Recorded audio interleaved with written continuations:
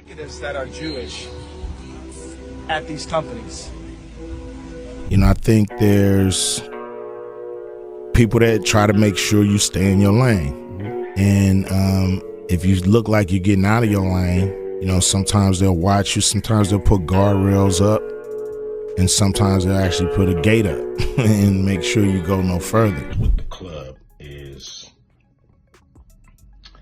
what makes them so mad is when you don't want to be a part of their fucking club. Mom ain't here. My mama was sacrificed. You know, out in Hollywood, a lot of people come up missing. I never kill nobody, right? I'm the that never kill nobody, right? But that means I can say whatever I want. Ice Cube is finally revealing the secret cult that had been controlling Kanye West. This comes after Kanye and Cube got into a messy fight over his anti-Semitic and Nazi comments. Cube initially tried to distance himself from Kanye's mess by making it clear that he had absolutely nothing to do with whatever Kanye was yapping about. But he recently decided to jump back into the chat and reveal the industry gatekeepers who have been trying to demonize Kanye. But here's the thing though, Ice's comments have been met with mixed responses. Some people are saying he's enabling Kanye's behavior by creating excuses for him, and others are saying he should continue blowing the whistle. So why did Cube decide to step back into Kanye's life now? And did the industry gatekeepers really try to destroy Kanye? Let's get right into it. Now, in case you are somehow not caught up with what's going on, Cube has been on an exposing spree, and he recently went viral after spilling major tea about how the industry gatekeepers have been trying to silence Kanye. You see, Kanye and Cube used to be really good friends in the past, but their friendship went down the drain a while back when Kanye appeared on the now-deleted Drink Champs podcast, claiming Cube was the one who influenced him to become an anti-Semite. You know, Cube's really set me up for this. You know what I mean? It's like you really influenced me to get on this anti-Semite, you know, vibe, and I'm here to finish the job. I'm here to nap back. This was around the same time Kanye was already facing a lot of backlash for some anti-Semitic comments he had made, including tweeting he'd go DEFCON 3 on Jewish people, praising Hitler in interviews, and posting swastika imagery. Cube wasn't having any of it and immediately got on Twitter to distance himself from the BS. I hate that my name was dragged into this Drunk Champs bullshit. I don't know what Ye meant by his statements, you're gonna have to ask him. I didn't put the batteries in his back. Please leave my name out of all the anti-Semitic talk. I'm not anti-Semitic and never have been. But here's the thing that a lot of people don't know. Now, granted, Kanye did make some nasty comments about Jewish folks that he had no business making, but there were also a bunch of other things that he talked about, specifically about how the industry has played a role in destroying the Black community. And guess what? The moment he started being vocal about it, they tried to throw him in a mental health facility and shove substances down his throat that he really didn't need. In fact, Kanye opened up about this himself, claiming that back in 2016, he was put in a psychiatric hold and filled up with an unholy amount of lithium. When I asked them, how much lithium did you want to put me on exactly? It took them 4 days to answer because they were embarrassed about the amount, right? And I refused to take this, right? You understand that if I had taken the medication, I would not be here and it would have been, he was deeply troubled. We miss him. We love his music though. Well, they would have Brittany Spears too. I mean, look at they would have Michael Jackson. And notice how he compared his experience to what was done to Brittany and Michael Jackson? He actually wasn't lying. Because back when Brittany was fighting her family for freedom from her conservatorship, she also revealed in court that lithium was the main substance that her family allegedly collaborated with her doctors to have her on 24/7. So she would appear crazy. I would honestly like to sue my family, to be totally honest with you. I also would like to be able to share my story with the world and what they did to me instead of it being a hush-hush secret to benefit all of them. I want to be able to be heard on what they did to me by making me keep this in for so long is not good for my heart. I've been so angry and I cry every day. It concerns me. I'm told I'm not allowed to expose the people who did this to me. For my sanity, I need you to the judge to approve me, do an interview where I can be heard on what they did to me. And actually, I have the right to use my voice and take up for myself. My attorney says I can't, it's not good. I can't let the public know anything they did to me. And by not saying anything is saying it's okay. I don't know what I said here. It's not okay.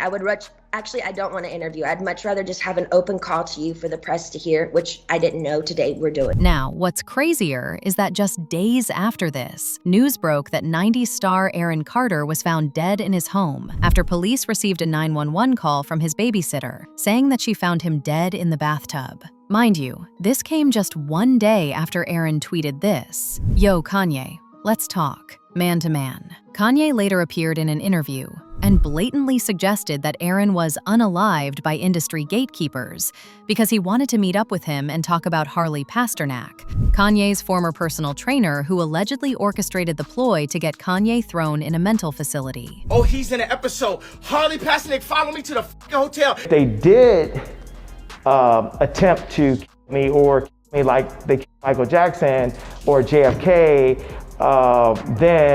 or Aaron, what is the guy's name? Aaron Carter, the guy who wanted to talk to me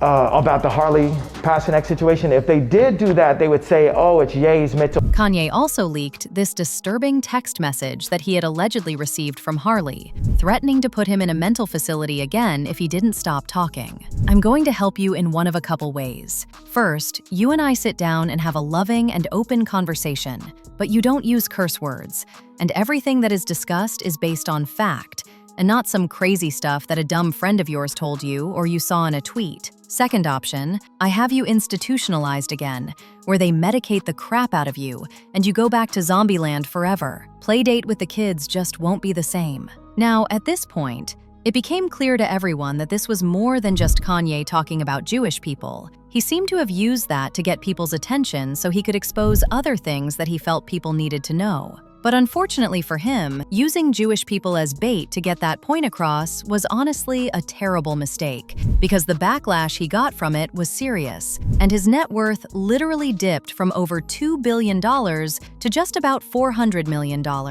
Don't get me wrong, $400 million is a lot of money, but when you remember that he used to have $2 billion to his name before opening his mouth, you cannot deny that him speaking out came with some serious consequences. Now, after Cube realized that Kanye's fight was actually about exposing the industry gatekeepers, he backtracked on his earlier comments about having nothing to do with Kanye and decided to reconcile with him. Not only that, he went on his own rant about these industry gatekeepers and some of the sick things they do to people once they know that those people are not going to roll in the bed with them. I didn't realize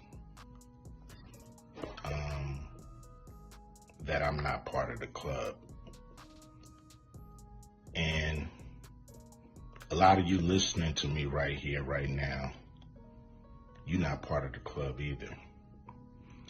And what I realized with the club is what makes them so mad is when you don't want to be a part of their club. That pisses them off. What club am I talking about? I'm talking about the club of gatekeepers that we all got to deal with. You know who they are, and they definitely know who they are. A lot of people would be like, what, who? Come on, man, stop playing.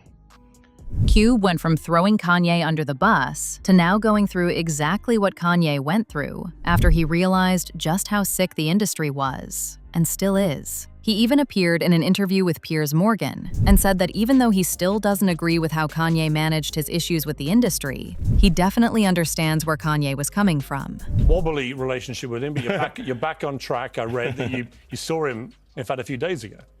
Yeah, a couple weeks ago. I mean, we were always cool. You know, he spoke my name without really explaining what he meant. And I just really couldn't leave that statement out there without, he never explained what he meant. And so I had to, kind of rebut that. But since then we've talked, and I think Ye understands that generalizing will always get you in more hot water than being very specific. Dealing with some people trying to hold on to his money. But for the most part, I believe he's in a good space. I think he's But Ice's stand with Kanye didn't come without consequences. Right when he began messing with Kanye again, he started facing major pushback from the industry, specifically the NBA. They went from supporting his Big Three basketball league to trying to destroy it. Ice accused the NBA, specifically Commissioner Adam Silver and Deputy Commissioner Mark Tatum, of actively sabotaging and gatekeeping his league by blocking sponsorships, media coverage, investments from NBA-affiliated people, and partnerships. working with, on the Big Three for a long time, and you know how they've been working with me with that. I done made it, plain, simple, and clear what they've been doing, The NBA been fucking with us. Now, really, I don't give a fuck about working with the NBA. What I want them to do, when I say work with us, is to stop working against us. Stop doing that behind the scenes that we know you're doing. Mainstream media, they ain't fucking with us. And that's cool. We can do it ourselves, you know what I'm saying? We still on the rise without these motherfuckers. So, we don't need them, you don't need them.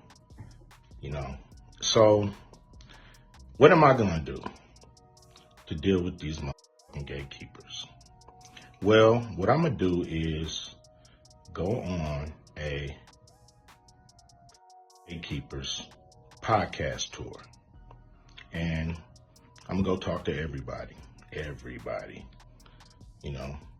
and get a chance to get my message out to. It's bad for Cube, but it doesn't look like he's allowing any of this to stop him. He's still standing 10 toes down behind Kanye, and that isn't going to change just because the gatekeepers want to silence him. And as usual, people had their thoughts, like this person who said, Ice Cube knows what's really going on. He's been in the game since the beginning. Another person said, I love how Cube stands up and speaks out against things that are clearly wrong and unjust. I wish more people of influence would do these things. But now I want to know your thoughts. What do you think about Ice Cube exposing these so-called industry gatekeepers? And do you think Cube is going through what he's going through now because of his stands with Kanye? Let me know your thoughts in the comment section below. And don't forget to click here to watch this other messy video.